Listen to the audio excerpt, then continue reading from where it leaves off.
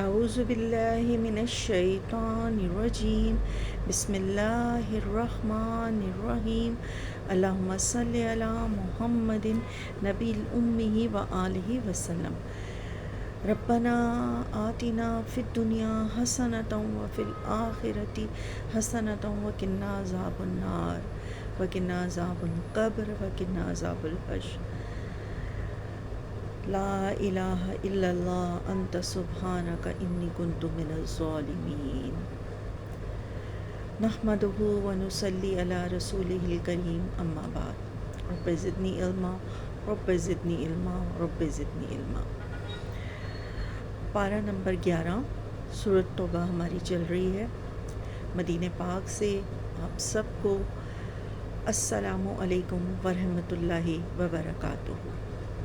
مدینہ کی پاک سرزمین سے ہمارا سلسلہ دورہ قرآن چل رہا ہے۔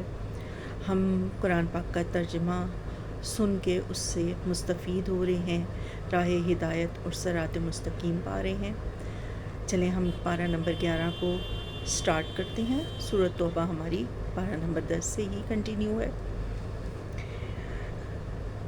اب پارہ نمبر 11 کی شروع کی آیات میں ان تین جو آیات ہیں ان میں ان منافقین کا ذکر آئے گا جو تبوک کی جنگ میں شامل نہ ہوئے اور انہوں نے آپ صلی اللہ علیہ وآلہ وسلم کے سامنے اور مسلمانوں کے سامنے عذر پیش کیا، اور جب مسلمان فتح مبین کے ساتھ فتح کے ساتھ بخیریت واپس لوٹے تو انہوں نے اپنے وفادار ہونے کی دلیلیں پیش کیں ان منافقین نے۔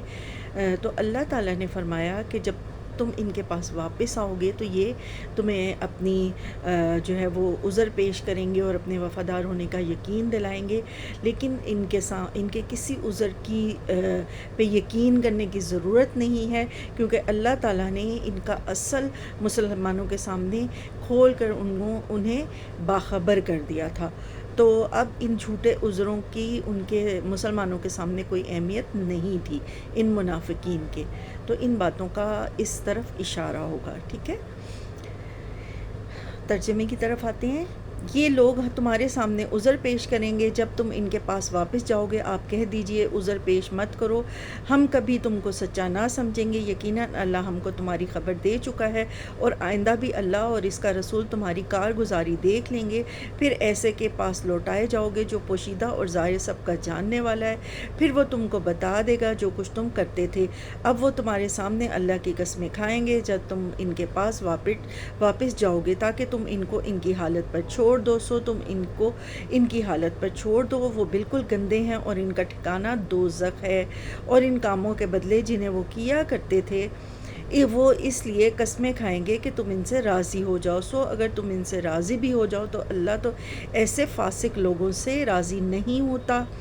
دیہاتی لوگ کفر اور نفاق میں بہت ہی سخت ہیں، ان کو ایسا ہونا ہی چاہیے کہ ان کو ان احکامات کا علم ہی نہ تھا جو اللہ نے اپنے رسول پر نازل فرمائے ہیں، اور اللہ بڑا علم والا بڑی حکمت والا ہے۔ اور ان دیہاتیوں میں سے بعض ایسے ہیں کہ جو کچھ خرچ کرتے ہیں اس کو جرمانہ سمجھتے ہیں، اور تم مسلمانوں کے واسطے برے وقت کے منتظر رہتے ہیں، برا وقت انہی پر پڑنے والا ہے اور اللہ سننے والا جاننے والا ہے۔ اور بعض اہل دیہات میں ایسے بھی ہیں جو اللہ پر اور قیامت کے دن پر ایمان رکھتے ہیں، اور جو کچھ خرچ کرتے ہیں اس کو عند اللہ قرب حاصل کرنے کا ذریعہ اور رسول کی دعا کا ذریعہ بناتے ہیں۔ یاد رکھو ان کا یہ خرچ کرنا بے شک ان کے لیے موجب قربت ہے، ان کو اللہ ضرور اپنی رحمت میں داخل کرے گا، اللہ بڑی مغفرت والا بڑی رحمت والا ہے۔ اور جو مہاجرین اور انصار سابق اور مقدم ہیں اور جتنے لوگ اخلاص کے ساتھ ان کے پیرو ہیں، اللہ ان سب سے راضی ہوا اور وہ سب اس سے راضی ہوئے، اور اللہ نے ان کے لیے ایسے باغ تیار کر رکھے ہیں جن کے نیچے نہریں جاری ہوں گی، جن میں ہمیشہ رہیں گے۔ اب دین میں جو لوگ سبقت حاصل کرتے ہیں ان لوگوں کے لیے تحسین اور خوشخبری ہیں، اسپیشلی یہاں پہ ان مہاجرین کا کے ساتھ انصار کا بہترین رویے کا ذکر آ رہا ہے کہ انصار نے دین کی خدمت کے لیے مہاجرین کو مکے سے آنے والے مہاجرین کو مدینے کے انصار نے کس طریقے سے ان کا خیر مقدم کیا اور ان کو کس طریقے سے آرام اور آسائش پہنچائی اور ان کو اپنے گھر بار میں شامل کیا، ان کو اپنا بھائی بنایا، تو ان باتوں کی طرف اشارہ ہے۔ یہ بڑی کامیابی ہے، اور جو کچھ تمہارے گرد و پیش والے دیہاتیوں میں ہیں اور کچھ مدینے والوں میں ایسے منافق ہیں، نفاق پر اڑے ہوئے ہیں، آپ ان کو نہیں جانتے، ان کو ہم جانتے ہیں، ہم ان کو دوہری سزا دیں گے، پھر وہ بڑے بھاری عذاب کی طرف بھیجے جائیں گے۔ منافقین مدینہ کا ذکر ہے، اور کچھ لوگ اپنی ہی خطا کے اقرار ہیں، جنہوں نے ملے جلے عمل کیے تھے، کچھ بھلے اور کچھ برے۔ اللہ سے امید ہے کہ ان کی توبہ قبول فرمائے، بلا شبہ اللہ بڑی مغفرت والا، بڑی رحمت والا ہے۔ آپ ان کے مالوں میں سے صدقہ لے لیجئے، جس کے ذریعے سے آپ ان کو پاک صاف کر دیں گے، اور ان کے لیے دعا کیجئے، بلا شبہ آپ کی دعا ان کے لیے موجب اطمینان ہے۔ اللہ خوب سنتا ہے، خوب جانتا ہے۔ کیا آپ کو یہ خبر نہیں کہ اللہ ہی اپنے بندوں کی توبہ قبول کرتا ہے، اور وہی صدقات کو قبول فرماتا ہے، اور یہ کہ اللہ ہی توبہ کرنے میں اور رحمت کرنے میں کامل ہے۔ کہہ دیجئے کہ تم عمل کیے جاؤ، تمہارے عمل اللہ خود دیکھ لے گا، اور اس کا رسول اور ایمان والے بھی دیکھ لیں گے، اور تم نے ایسے کے پاس ضرور جانا ہے جو تمام چھپی اور کھلی چیزوں کا جاننے والا ہے، سو وہ تم کو تمہارے سب کا کیا ہوا بتلا دے گا۔ اور کچھ وہ اور لوگ ہیں جن کا معاملہ اللہ کا حکم آنے تک ملتوی ہے، ان کو سزا دے گا یا ان کی توبہ قبول کر لے گا، اللہ خوب جاننے والا اور بڑی حکمت والا ہے۔ اور بعض ایسے ہیں جنہوں نے ان اغراض کے لیے مسجد بنائی کہ ضرر پہنچائیں اور کفر کی باتیں کریں اور ایمان میں تفریق ڈالیں، اور اس شخص کے قیام کا سامان کریں جو پہلے ہی سے اللہ اور رسول کا مخالف ہے، اور قسمیں کھا جائیں کہ بجز بھلائی کے اور کچھ ہماری نیت نہیں، اللہ گواہ ہے کہ وہ بالکل جھوٹے ہیں۔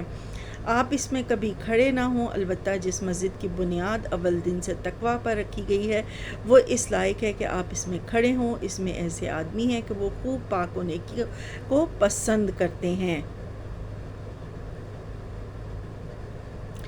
یعنی کہ اے نبی، اس میں اس طرف حوالہ ہے کہ آپ اس مسجد میں کبھی بھی نماز نبی پاک صلی اللہ علیہ وآلہ وسلم نہیں پڑھتے تھے، چنانچہ آپ نے صرف یہ نہیں کہ وہاں نماز نہیں پڑھی جہاں پہ مسلمانوں کے لیے بظاہر وہ مسجد مسلمانوں کے لیے بنائی گئی تھی، لیکن وہاں بیٹھ کے منافقین جو ہیں وہ مسلمانوں کے خلاف سازشیں کرتے تھے، تو آپ صلی اللہ علیہ وآلہ وسلم کو جب اس بات کا علم ہوا تو آپ نے ارشاد فرمایا کہ اس مسجد کو ڈھا دو اور اسے ختم کر دو، کیونکہ وہاں عبادت کی بجائے مسلمانوں کے خلاف سازشیں ہوتی تھی۔ ترجمے کی طرف آتے ہیں، اور اللہ خوب پاک ہونے والوں کو پسند کرتا ہے۔ پھر آیا ایسا شخص بہتر ہے جس نے اپنی عمارت کی بنیاد اللہ سے ڈرنے پر اور اللہ کی خوشنودی پر رکھی ہو، یا وہ شخص کہ جس نے اپنی عمارت کی بنیاد کسی گھاٹے کے کنارے پر جو کہ گرنے ہی کو ہو رکھی ہو، پھر وہ اس کو لے کر آتش دوزخ میں گر پڑے۔ اب آگے کی آیات میں جو ہے اللہ سے عہد کرنے والوں کے لیے انعامات کی خوشخبری ہے، اور نبی کا ساتھ دینے والوں کے لیے بہترین خوشخبریاں اور اجر ہے۔ ان باتوں کا آگے کی آیات میں ذکر آئے گا۔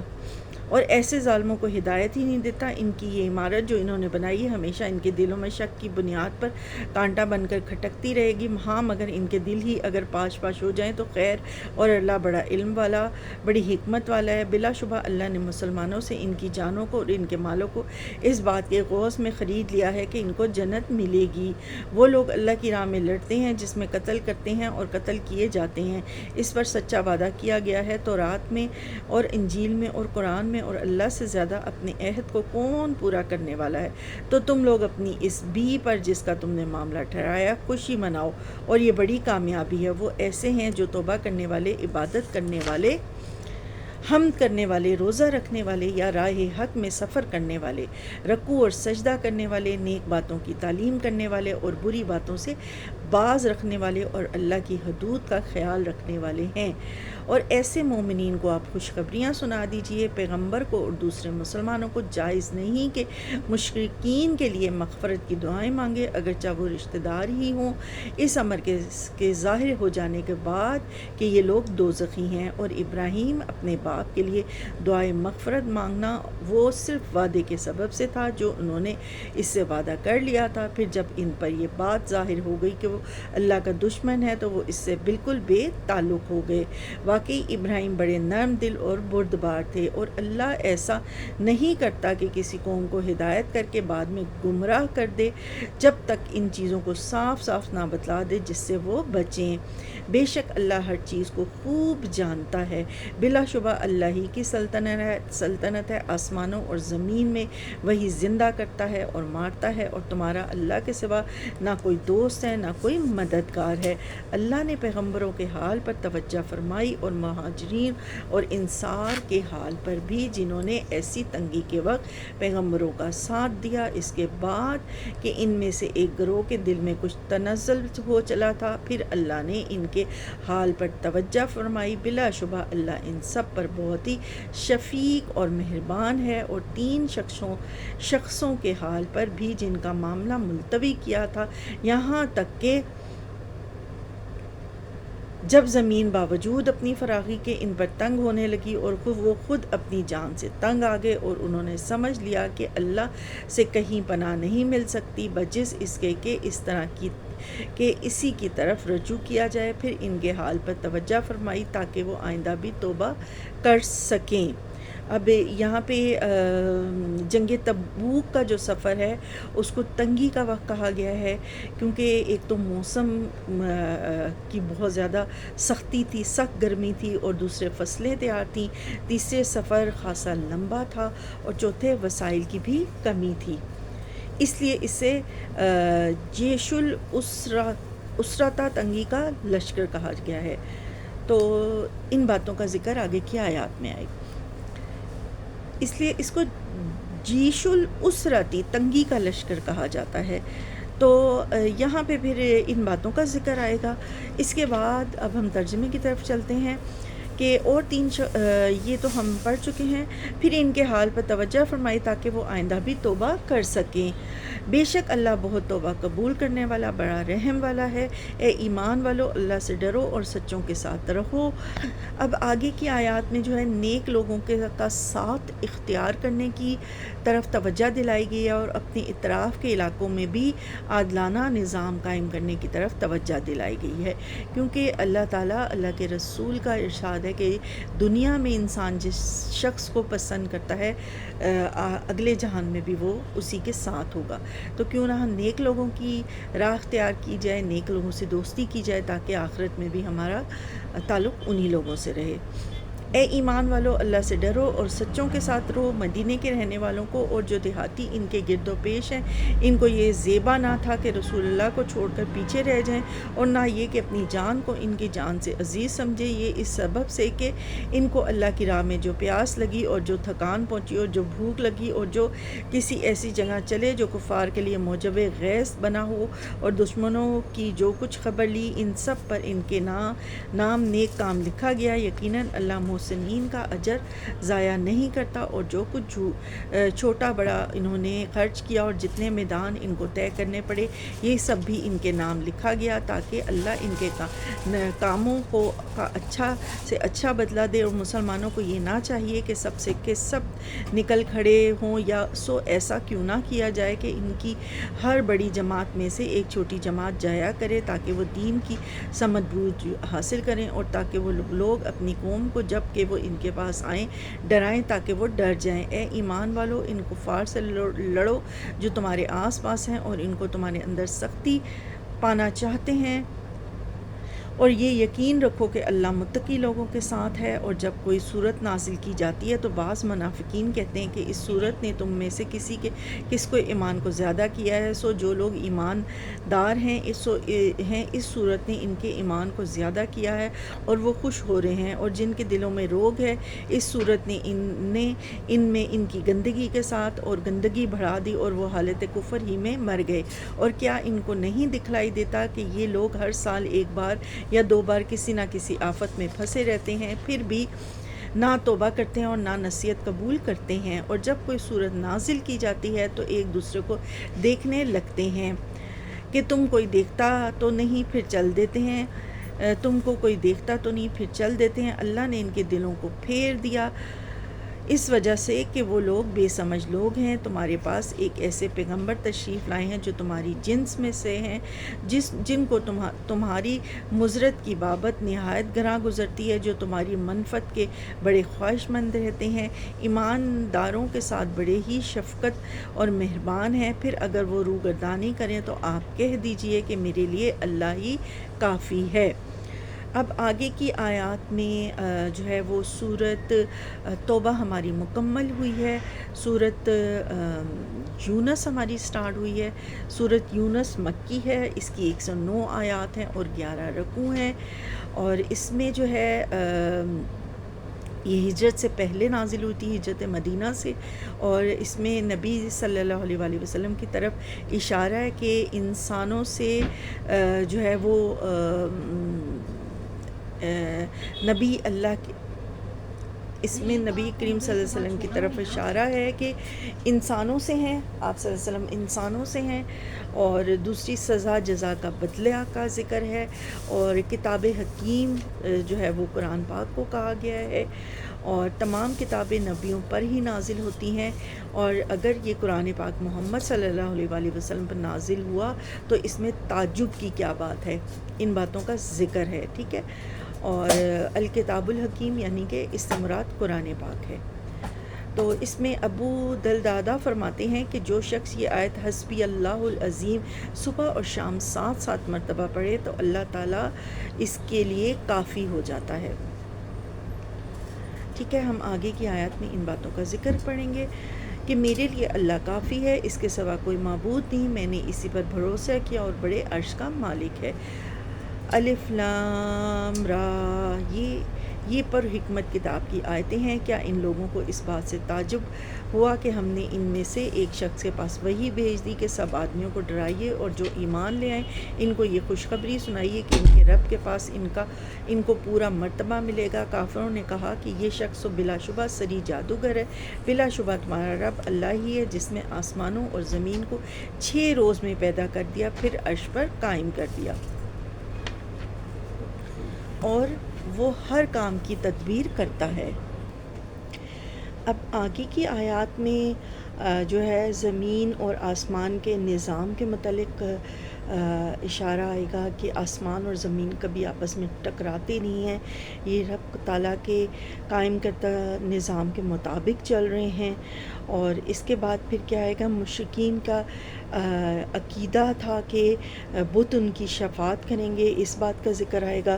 چاند کے بڑھنے اور گھٹنے کا ذکر آئے گا کہ چاند کا سائز جو ہے وہ دنوں کے حساب سے گھٹتا اور بڑھتا ہے، اور پھر اس بات کا ذکر آئے گا کہ نیک لوگوں کو پورے صراط سے بہت آسانی سے گزر جائیں گے، اور نور کی ایک روشنی ہوگی نیک لوگوں کے لیے جو ان کو پورے صراط سے آرام سے گزار دے گی۔ ان باتوں کا ذکر آگے کی آیات میں آئے گا۔ وہ ہر کام کی تدبیر کرتا ہے، اس کی اجازت کے بغیر کوئی اس کے پاس سفارش کرنے والا نہیں، یہی اللہ تمہارا رب ہے، سو تم اس کی عبادت کرو۔ کیا تم پھر بھی نصیحت نہیں پکڑتے؟ تم سب کو اللہ ہی کے پاس جانا ہے، اللہ نے سچا وعدہ کر رکھا ہے، بے شک وہی پہلی بار بھی پیدا کرتا ہے، پھر وہی دوبارہ بھی پیدا کرے گا، تاکہ ایسے لوگوں کو جو ایمان لائے اور انہوں نے نیک کام کیے انصاف کے ساتھ جزا دے، اور جن لوگوں نے کفر کیا ان کے لیے ان کے کفر کی وجہ سے کھولتا ہوا پینے کو ملے گا اور دردناک عذاب ہوگا۔ وہ اللہ ایسا ہے جس نے آفتاب کو چمکتا ہوا بنایا اور چاند کو نورانی بنایا اور اس کے لیے منزلیں مقرر کیں تاکہ تم برسوں کی گنتی اور حساب معلوم کر لیا کرو۔ اللہ نے یہ چیزیں بے فائدہ نہیں پیدا کی، وہ یہ دلائل ان کو صاف صاف بتلا رہا ہے جو دانش رکھتے ہیں۔ بلا شبہ رات اور دن کے یک کے بعد دیگر آنے میں اللہ نے جو آسمانوں اور زمین میں پیدا کیا ہے ان سب میں ان لوگوں کے واسطے دلائل ہیں جو اللہ کا ڈر رکھتے ہیں۔ جن لوگوں کو ہمارے پاس آنے کا یقین نہیں ہے وہ دنیوی زندگی پر راضی ہو گئے ہیں اور ان میں جی لگا بیٹھے ہیں، اور جو لوگ ہماری آیتوں سے غافل ہیں ایسے لوگوں کا ٹھکانہ ان کے اعمال کی وجہ سے دوزخ ہے۔ یقیناً جو لوگ ایمان لائے انہوں نے نیک کام کیے ان کا رب ان کو ان کے ایمان کے سبب ہدایت کرے گا۔ نعمت کے باغوں میں جن کے نیچے نہریں جاری ہوں گی ان کے منہ سے یہ بات نکلے گی سبحان اللہ، اور ان کا باہمی سلام یہ ہوگا السلام علیکم، اور ان کی آخر بات یہ ہوگی کہ تمام تعریفیں اللہ کے لیے جو سارے جہان کا رب ہے۔ اللہ کے لیے ہیں جو سارے جہان کا رب ہے۔ اچھا، اب آگے کی آیات میں جن باتوں کی طرف اشارہ ہے اس میں یہ کہ جنتی لوگ جو ہیں وہ سانس کے ساتھ تسبیح، اللہ کی تسبیح سانس کے ساتھ کریں گے، اور اس بات کا ذکر آئے گا کہ سزا اور جزا فوری کیوں نہیں ملتی۔ اللہ بندوں کو ڈھیل دیتا ہے اور تاکہ وہ توبہ کر لیں، اور پھر اس بات کا ذکر آئے گا کہ دنیا جو ہے وہ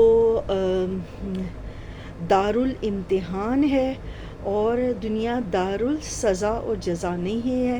سزا اور جزا کا ایک دن مقرر ہے، دنیا میں امتحان کے لیے ہے، اور آگے پھر اگلے جہان میں انسان کو اس کے اعمال کے بدلے میں سزا اور جزا کا فیصلہ ہوگا۔ اور یعنی کہ اہل جنت جو ہیں اللہ کی حمد و تسبیح میں ہر وقت رطب اللسان رہیں گے۔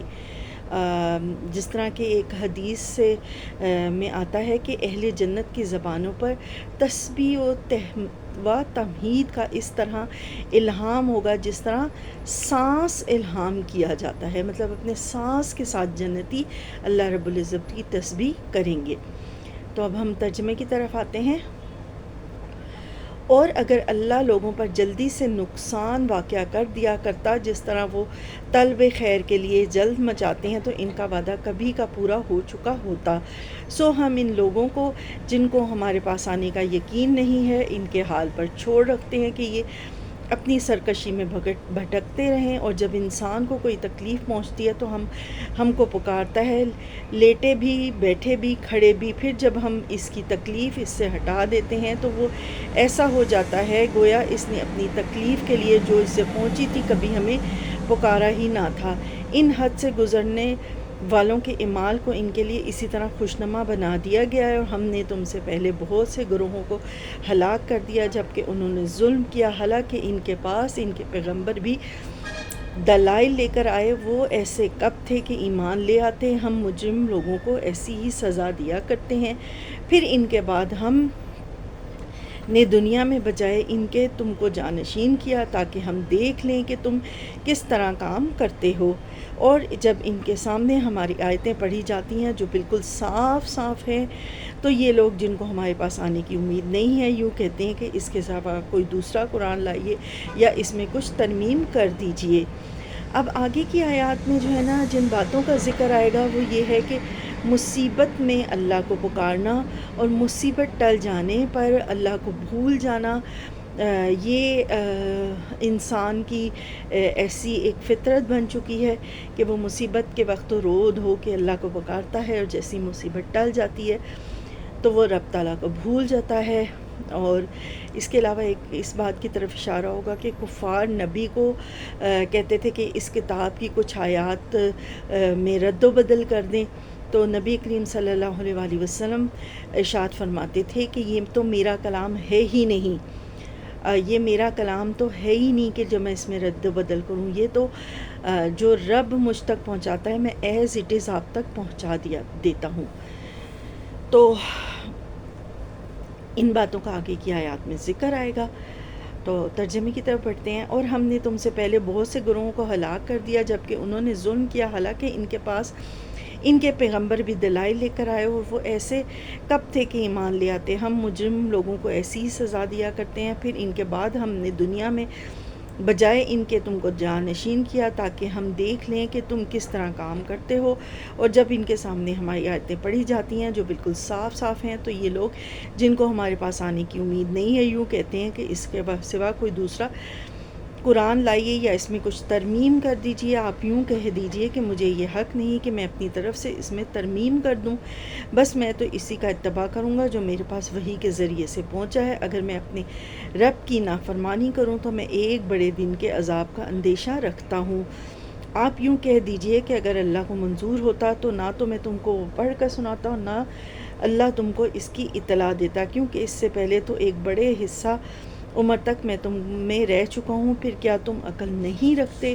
سو اس شخص سے زیادہ ظالم کون ہوگا جو اللہ پر جھوٹ باندھے یا اس کی آیتوں کو جھوٹا بتلائے؟ یقیناً ایسے مجرموں کو فلاح نہ ہوگی، اور یہ لوگ اللہ کو چھوڑ کر ایسی چیزوں کی عبادت کرتے ہیں جو نہ ان کو ضرر پہنچا سکیں اور نہ ان کو نفع پہنچا سکیں، اور کہتے ہیں کہ یہ اللہ کے پاس ہمارے سفارشی ہیں۔ آپ کہہ دیجئے کیا تم اللہ کو ایسی چیزوں کی خبر دیتے ہو جو اللہ کو معلوم نہیں، نہ آسمانوں میں اور نہ زمین میں؟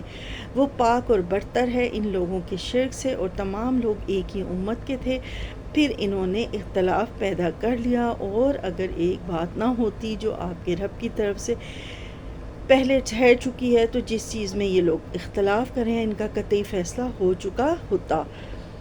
اور یہ لوگ یوں کہتے ہیں کہ ان پر کوئی نشانی کیوں نہیں نازل ہوتی؟ سو آپ فرما دیجئے کہ غیب کی خبر صرف اللہ کو ہے، سو تم بھی منتظر ہو، میں بھی تمہارے ساتھ منتظر ہوں، اور جب ہم لوگوں کو اس امر کے بعد کہ ان پر کوئی مصیبت پڑ چکی ہو کسی نعمت کا مزہ چکھا دیتے ہیں تو وہ فوراً ہی ہماری آیتوں کے بارے میں چالیں چلنے لگتے ہیں۔ آپ کہہ دیجئے کہ اللہ چال چلنے میں تم سے زیادہ تیز ہے، بال یقین ہمارے فرشتے تمہاری سب چالوں کو لکھ رہے ہیں۔ وہ اللہ ایسا ہے کہ تم کو خشکی اور دریا میں چلاتا ہے، یہاں تک کہ جب تم کشتی میں ہوتے ہو اور وہ کشتیاں لوگوں کو موافق ہوا کے ذریعے سے لے کر چلتی ہیں اور وہ ان سے خوش ہوتے ہیں، ان پر ایک جھونکا سخت ہوا کا آتا ہے اور ہر طرف سے ان پر موجیں اٹھتی چلی آتی ہیں، اور وہ سمجھتے ہیں کہ اب گھر گئے۔ اس وقت سب خالص اعتقاد کر کے اللہ ہی کو پکارتے ہیں کہ اگر تو ہم کو اس سے بچا لے تو ہم ضرور شکر گزار بن جائیں گے۔ پھر جب اللہ ان کو بچا لیتا ہے تو فوراً ہی وہ زمین میں ناحق سرکشی کرنے لگتے ہیں۔ اے لوگو، یہ تمہاری سرکشی تمہارے لیے وبال ہونے والی ہے۔ دنیاوی زندگی چند فائدے ہیں، پھر ہمارے پاس تم کو آنا ہے، پھر ہم سب تمہارا کیا ہوا تم کو بتلا دیں گے۔ پس دنیاوی زندگی کی حالت تو ایسی ہے جیسے ہم نے آسمان سے پانی برسایا، پھر اس سے زمین کے نباتات جن کو آدمی اور چوپائے کھاتے ہیں خوب گنجان ہو کر نکلی، یہاں تک کہ جب وہ زمین اپنی رونق کا پورا حصہ لے چکی اور اس کی خوب زیبائش ہو گئی اور اس کے مالکوں نے سمجھ لیا کہ اب ہم اس پر بالکل قابض ہو چکے، تو دن میں یا رات میں ہم اس پر ہماری طرف سے کوئی حکم آ پڑا، سو ہم نے اس کو ایسا صاف کر دیا کہ گویا کل وہ موجود ہی نہ تھی۔ ہم اس طرح آیات کو صاف صاف بیان کرتے ہیں ایسے لوگوں کے لیے جو سوچتے ہیں، اور اللہ سلامتی کے گھر کی طرف تم کو بلاتا ہے اور جس کو چاہتا ہے راہ راست پر چلنے کی توفیق دیتا ہے۔ جن لوگوں نے نیکی کی ہے ان کے واسطے خوبی ہے اور مزید برآں بھی، اور ان کے چہرے پر نہ سیاہی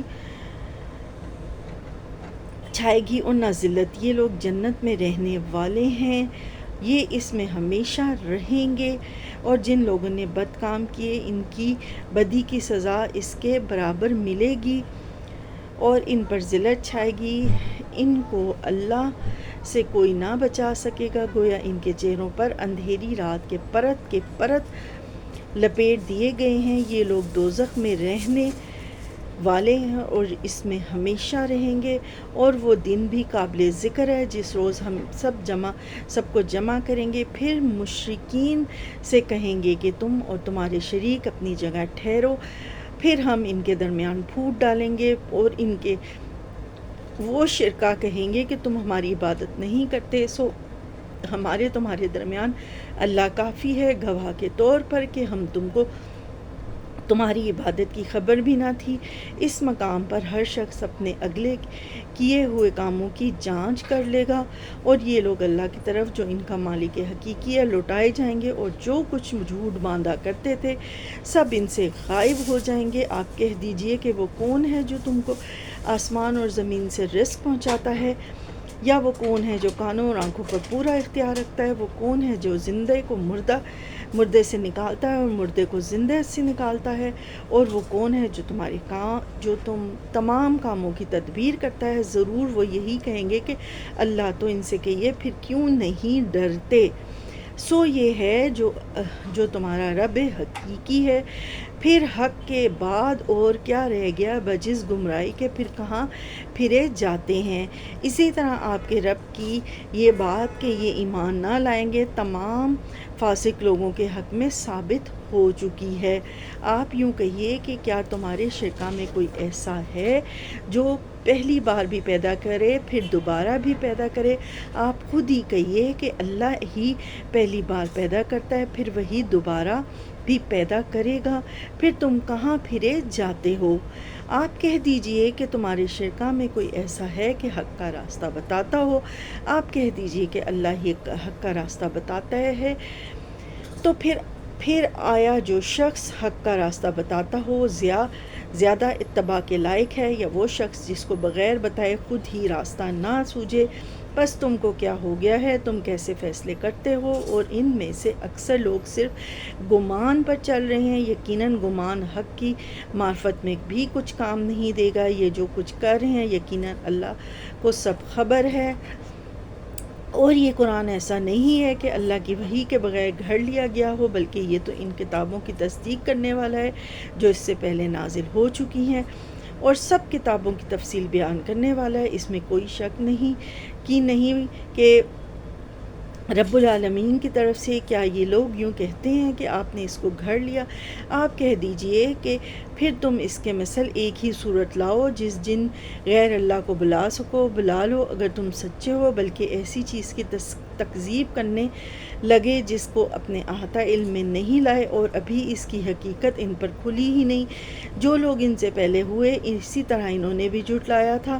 سو دیکھ لیجئے ان ظالموں کا انجام کیسا ہے۔ اور ان میں سے بعض ایسے ہیں جو اس پر ایمان لے آئیں گے، اور بعض ایسے ہیں کہ اس پر ایمان نہ لائیں گے، اور آپ کا رب مفسدوں کو خوب جانتا ہے۔ اور اگر آپ کو جھٹلاتے رہیں تو یہ کہہ دیجئے کہ میرے لیے میرا عمل اور تمہارے لیے تمہارا عمل، تم میرے عمل سے بری ہو اور میں تمہارے عمل سے بری ہوں۔ اور ان میں بعض ایسے ہیں جو آپ کی طرف کان لگائے بیٹھے ہیں۔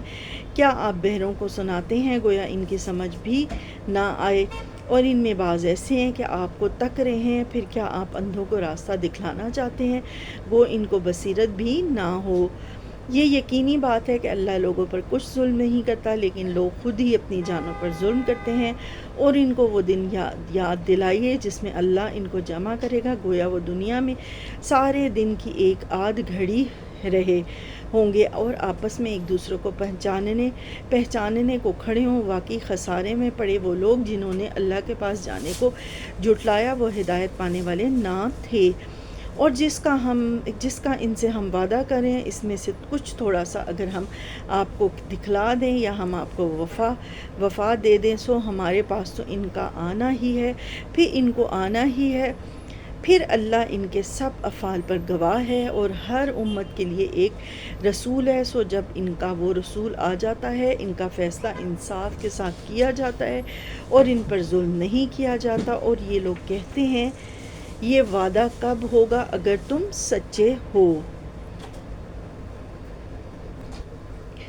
آپ فرما دیجئے کہ میں اپنی ذات کے لیے تو کسی نفع اور ضرر کا اختیار رکھتا ہی نہیں مگر جتنا اللہ کو منظور ہو۔ ہر امت کے لیے ایک معین وقت ہے، جب ان کا وہ معین وقت آ پہنچتا ہے تو ایک گھڑی نہ پیچھے ہٹ سکتے ہیں اور نہ آگے سے رکھ سکتے ہیں۔ آپ فرما دیجئے کہ یہ تو بتلاؤ اگر تم پر اللہ کا عذاب رات کو آ پڑے یا دن کو، تو عذاب میں کون سی چیز ایسی ہے کہ مجرم لوگ اس کو جلد مانگ رہے ہیں؟ پھر کیا جب وہ آ ہی پڑے گا اس پر ایمان لاؤ گے؟ ہاں اب مان مانا حالانکہ تم اس کی جلدی مچایا کرتے تھے۔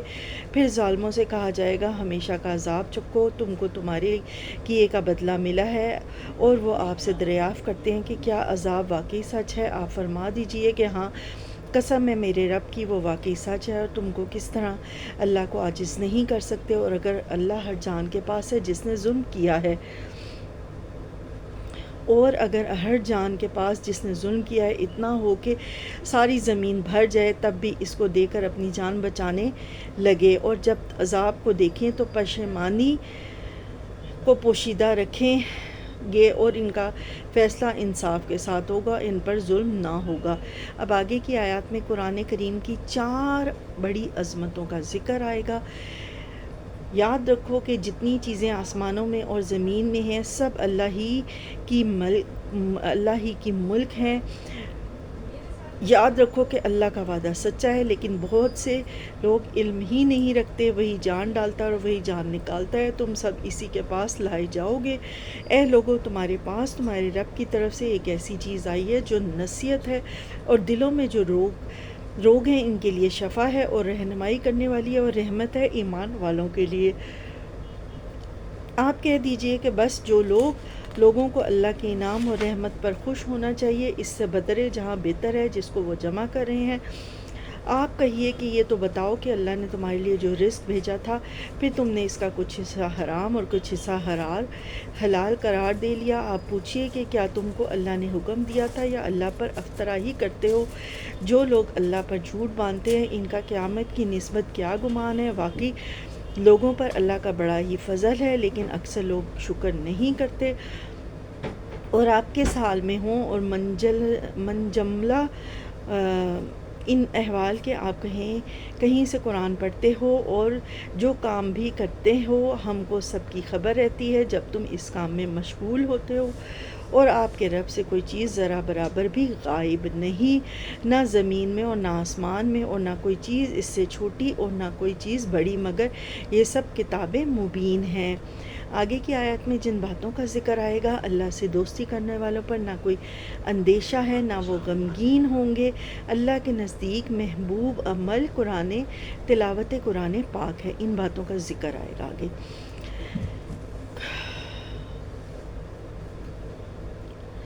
مگر یہ سب کتابیں مبین میں ہیں۔ یاد رکھو اللہ کی دوستی پر نہ کوئی اندیشہ ہے، نہ وہ غمگین ہوتے ہیں۔ یہ وہ لوگ ہیں جو ایمان لائے اور پرہیزگار رہے، ان کے لیے دنیاوی زندگی میں بھی اور آخرت میں بھی خوشخبری ہے۔ اللہ کی باتوں میں کچھ فرق ہوا نہیں کرتا، یہ بڑی کامیابی ہے، اور آپ کو ان کی باتیں غم میں نہ ڈالیں۔ تمام تر غلبہ اللہ ہی کے لیے ہے، وہ سنتا جانتا ہے۔ یاد رکھو جو کوئی آسمان میں ہے اور جو کوئی زمین میں ہے سب اللہ ہی کا ہے، اور جو لوگ اللہ کو چھوڑ کر دوسرے شرکا کی عبادت کرتے ہیں کس چیز کی اتباع کر رہے ہیں؟ محض بے سنت خیالی کی اتباع کر رہے ہیں اور محض اٹکلیں لگا رہے ہیں۔ وہ ایسا ہے جس نے تمہارے لیے رات بنائی تاکہ تم اس میں آرام کرو، اور دن بھی اس طور بنایا کہ دیکھنے بھالنے کا ذریعہ ہے۔ تحقیق اس میں ان لوگوں کے لیے دلائل ہیں جو سنتے ہیں، وہ کہتے ہیں کہ اللہ کی اولاد ہے۔ سبحان اللہ، وہ تو کسی کا محتاج نہیں، اسی کی ملکیت ہے جو کچھ آسمان میں اور جو کچھ زمین میں ہے۔ تمہارے پاس اس پر کوئی دلیل نہیں، کیا اللہ کے ذمے ایسی بات لگاتے ہو جس کا تم علم نہیں رکھتے؟ آپ کہہ دیجئے کہ جو لوگ اللہ پر جھوٹ افطرا کرتے ہیں وہ کامیاب نہ ہوں گے۔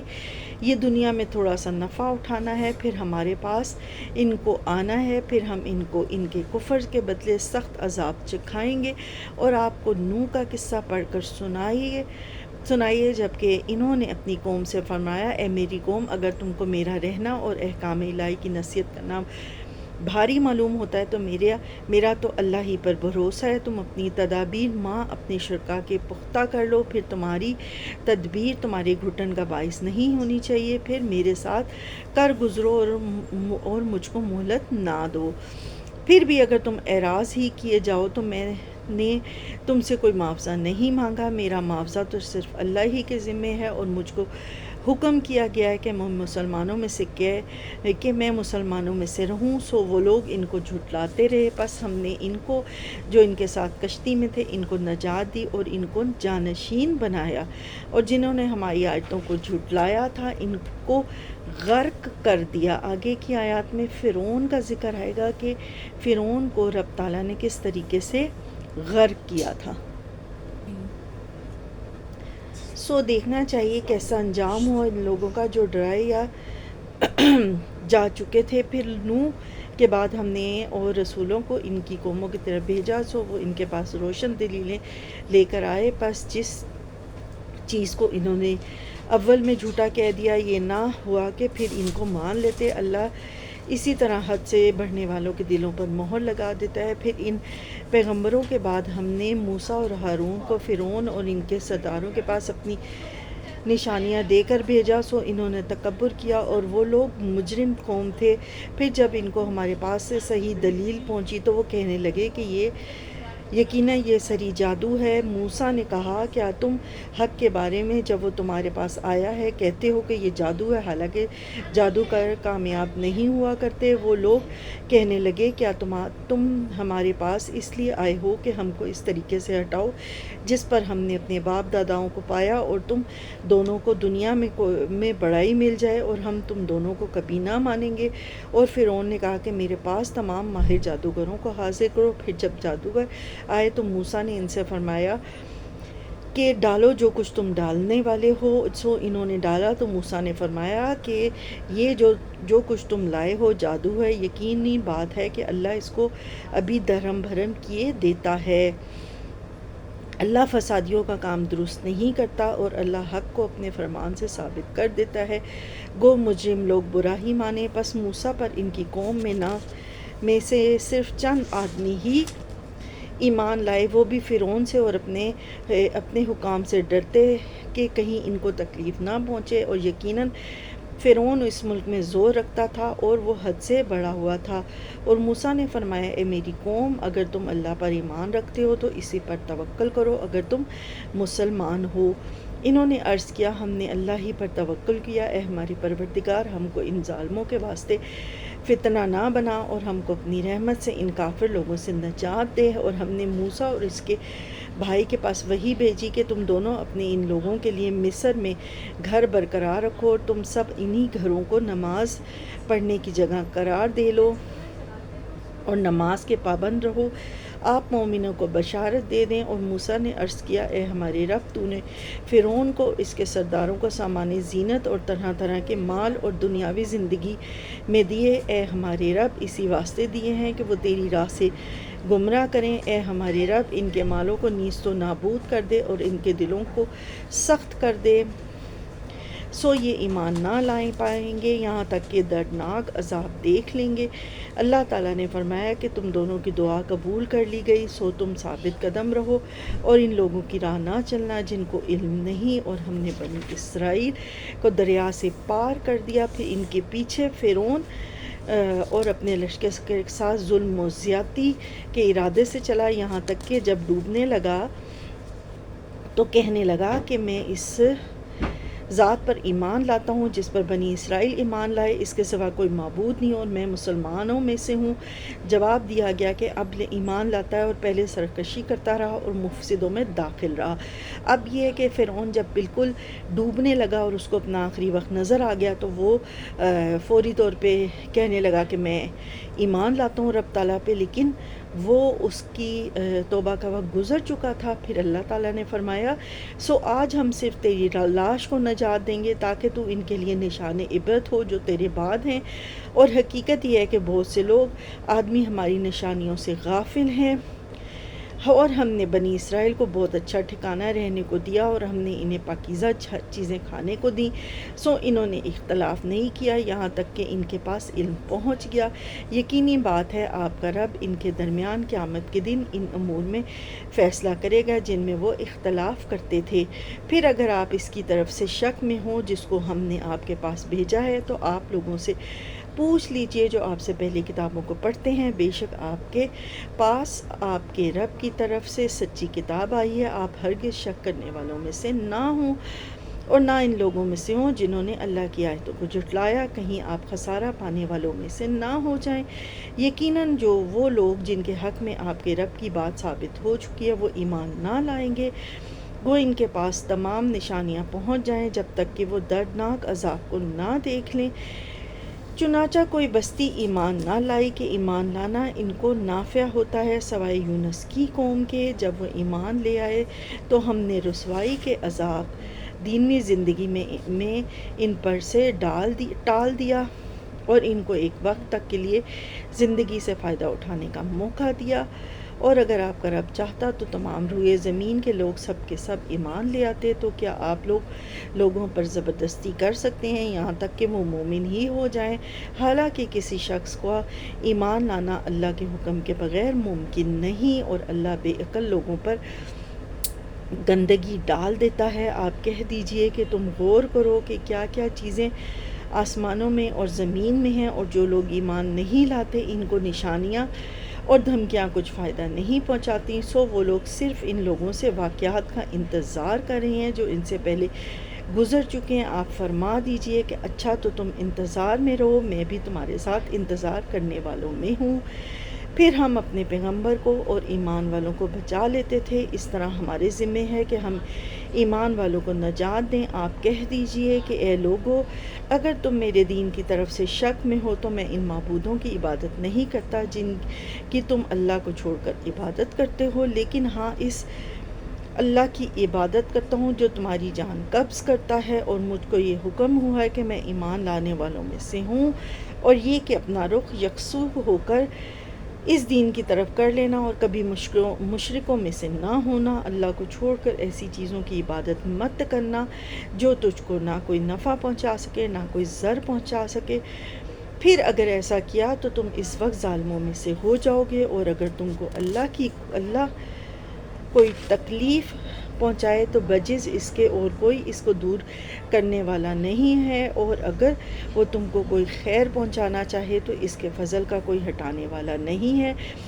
وہ اپنا فضل اپنے بندوں میں سے جس پر چاہے نچھاور کر دے، وہ بڑی مغفرت والا بڑی رحمت والا ہے۔ آپ کہہ دیجئے کہ اے لوگو، تمہارے پاس حق تمہارے رب کی طرف سے پہنچ چکا ہے، اس لیے جو شخص راہ راست پر آ جائے سو وہ اپنے واسطے راہ راست پر آئے گا، جو شخص بیرا رہے گا تو اس کا بیرا ہونا اسی پر پڑے گا، اور میں تم پر مسلط نہیں کیا گیا، اور آپ اس کی اتباع کرتے رہیے جو کچھ آپ کے پاس وحی بھیجی جاتی ہے، اور صبر کیجئے یہاں تک کہ اللہ فیصلہ کر دے، اور وہ سب فیصلہ کرنے والوں میں سے اچھا ہے۔ اب ہماری سورۃ یونس ہوئی مکمل، ہماری سورۃ ہود سٹارٹ ہوتی ہے، پارہ 11 ہی چل رہا ہے۔ سورہ ہود اور سورۃ یونس جو ہیں وہ جوڑا سورت ہیں۔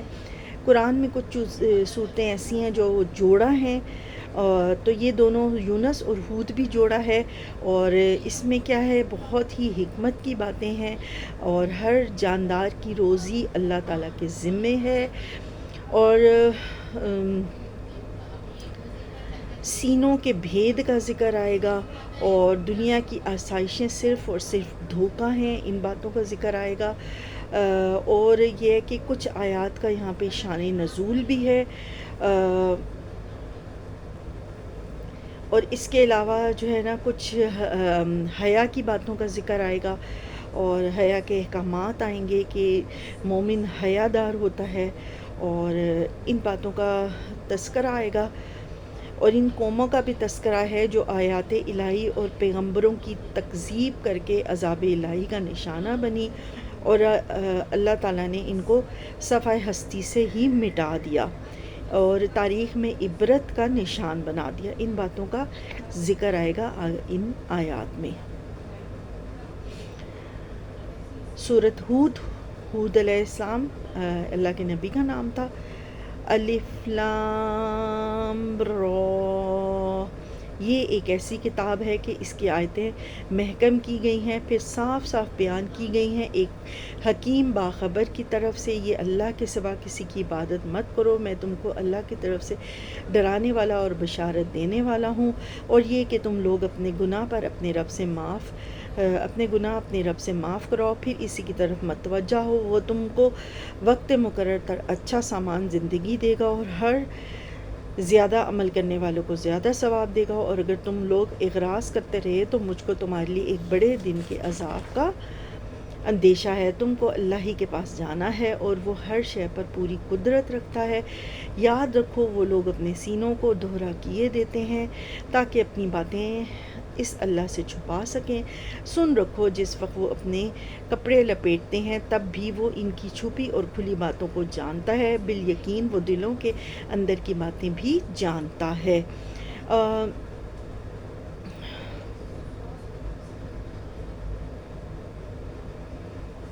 ان آیات کا بھی کچھ شان نزول ہے، وہ آپ کو تفاسیر کی کلاسز میں مل جائے گا، اور اس کا مختصر جائزہ میں آپ کو بتاتی ہوں کہ ہم نے جو اپنا پارہ نمبر 11 پڑھا، پارہ نمبر 11 میں ہم نے اس کا میں خلاصہ آپ کو پھر بتا دیتی ہوں کہ ہم نے کن کن باتوں کا ذکر سنا۔ ان میں جو پارہ نمبر 11 کے سٹارٹ میں 3 آیات جو منافقین کے بارے میں تھی، تبوک کے سفر میں مسلمانوں کے ساتھ نہیں گئے تھے، ان منافقین کے بارے میں تھی، اور پھر ہم نے دین کی خدمت کے لیے سبقت کرنے والوں کی تحسین اور خوشخبریاں سنی، انصار مدینہ اور مہاجرین مکہ کی متعلق طرف جو اشارہ تھا اس کے متعلق پڑھا، ٹھیک ہے۔ اللہ سے عہد کرنے والوں کے لیے انعامات کی خوشخبریاں ہیں اور نبی کا ساتھ دینے والوں کے لیے خوشخبریاں ہیں، ان باتوں کا ذکر سنا۔ پھر ہم نے جنگ تبوک کے سفر کو جو ہے وہ تنگی کا وقت قرار دیا گیا، مطلب سخت وقت تھا جنگ تبوک کا، ان باتوں کا ذکر سنا۔ نیک لوگوں کا ساتھ اختیار کرنے کا اور اپنے علاقے میں بھی عادلانہ نظام قائم کرنے کا ذکر سنا ہم نے۔ پھر ہم نے اس بارے میں پڑھا کہ جو ہے قرآن پاک کو کتاب حکیم بھی کہا گیا ہے، اور سزا جزا کا بدلہ ملے گا، اور تمام کتابیں انبیاء پہ نازل ہوئی ہیں تو قرآن نبی پاک پہ نازل ہونا بھی اس بات کی دلیل ہے۔ آسمان اور زمین کا نظام کس طرح چل رہا ہے، زمین اور آسمان آپس میں کبھی نہیں ٹکراتے، ان باتوں کا ذکر پڑا۔ مشرکین کا عقیدہ تھا کہ بت ان کی شفاعت کریں گے، ان باتوں کا ذکر سنا۔ چاند کا بڑھنا گھٹنا، چاند کے سائز، دنوں کے حساب، نیک لوگ، ان باتوں کا ذکر سنا۔ نیک لوگ پل صراط سے آسانی سے گزر جائیں گے ایک نور کی روشنی میں، اس بات کا ذکر سنا۔ اللہ کی تسبیح، جنتیوں کی تسبیح جو سانس کے ساتھ اللہ تعالیٰ کی حمد کریں گے، اس بات کا ذکر سنا۔ اور سزا اور جزا فوراً کیوں نہیں ملتی، اللہ بندے کو ڈھیل دیتا ہے، اس بات کا ذکر سنا۔ پھر ہم نے اس بات کو پڑھا کہ دنیا دارالامتحان ہے، دارالسزا اور جزا نہیں ہے۔ پھر ہم نے یہ پڑھا کہ مصیبت میں اللہ کو پکارنا اور مصیبت ٹل جانے پر اللہ کو بھول جانا، ان باتوں کا ذکر سنا۔ اور کفار رسول اللہ صلی اللہ علیہ وآلہ وسلم کو کہتے تھے کہ قرآن میں کچھ رد و بدل کر دیں، آپ صلی اللہ علیہ وآلہ وسلم کا جواب کہ یہ اللہ کا کلام ہے، میرا کلام نہیں ہے۔ اور پھر کفار بزرگوں کی مورتیاں بنا کر ان کی پوجا کرتے تھے کہ وہ قیامت والے دن ہماری شفاعت کریں گی، اس بات کا ذکر ہم نے سنا۔ اس کے بعد پھر ہم نے پارہ نمبر 11 میں قرآن کریم کی 4 عظمتیں اور شانوں کا ذکر سنا۔ پھر ہم نے اللہ سے دوستی کرنے والوں پر نہ کوئی اندیشہ ہے، نہ وہ غمگین ہوں گے، اللہ کے نزدیک محبوب عمل تلاوت قرآن پاک ہے، اس چیز کا ذکر سنا۔ فتح ہمیشہ حق کی ہوگی۔ فرعون کا ذکر سنا، فرعون کا غرق ہونے کا ذکر سنا، فرعون کی پر اللہ کے عذاب کا ذکر سنا۔ پھر فرعون کی توبہ، لیکن اللہ نے اس کی توبہ قبول نہیں کی، اس بات کا ذکر سنا۔ تھوڑا سا حضرت موسیٰ اور بنی اسرائیل کا ذکر سنا ہم نے۔ قوم یونس کی توبہ کا ذکر سنا، باطل کے ساتھ سمجھوتا نہیں کیا جا سکتا، یہ اس بات کا ہم نے ذکر سنا۔ اور اس کے بعد یہ کیا ہے کہ سورۃ ہود کو ہم نے تھوڑی سی سورۃ ہود کی کچھ رکوع پڑھے، اور اس میں ہم نے پڑھا کہ ہر جاندار کی روزی اللہ رب العزت کے ذمے ہے، اور دنیا کی آسائشیں صرف اور صرف دھوکہ ہیں۔ حیا کی باتیں ہیں کہ متعلق کچھ سنا، حیا ایمان کا حصہ ہے، ان چیزوں کو ہم نے سنا۔ اور رب تعالیٰ ہم سب کو اس قرآن پاک کی صراط مستقیم کو تھامنے کی توفیق عطا فرمائے، اور اللہ رب العزت ہمیں ہماری عبادات، ہمارے روزوں کو رب تعالیٰ قبول فرمائے، ہمیں باب ریان سے جنت میں داخل کرے، ہر روزے دار کو باب ریان سے جنت میں داخل کرے۔ اللہ تعالیٰ اپنے وسیع رحم اور اپنا وسیع کرم ہم سب پہ کرے، سب کے دسترخوانوں کو وسیع کرے۔ جس نے مجھے دعا کے لیے کہا ہے، اللہ رب العزت ان سب کی دعاؤں کو قبول فرمائے، میرے سب سننے اور دیکھنے والوں کے گھروں پہ، ان کی زندگیوں پہ رب تعالیٰ اپنی رحمتیں اور اپنی برکتیں عنایت فرمائے، ہر بیمار کو شفا عطا فرمائے پروردگار، ہر ایک کے گھروں میں، ہر ایک کی اولادوں کو، والدین کو کہ اللہ رب العزت مغفرت فرمائے، اور رب تعالیٰ سب کو مدینہ پاک کی بار بار کی حاضری نصیب فرمائے، رب تعالیٰ ایمان والی زندگی اور ایمان والی موت نصیب فرمائے، راہ ہدایت اور صراط مستقیم پہ چلنے کی توفیق عطا فرمائے، اور ہم نے پارہ نمبر 11 میں جتنی خیر کی آیات پڑھی، اللہ تعالیٰ ہمیں وہ سب خیر عطا فرمائے، اور جتنی ہم نے بد اور جہنم کی وعیدیں سنی، رب تعالیٰ ہم سب کو ان جہنم کے عذاب سے بچائے۔ سبحان ربک رب العزت عما یصفون والسلام علی المرسلین والحمد للہ رب العالمین۔ السلام علیکم ورحمۃ اللہ وبرکاتہ۔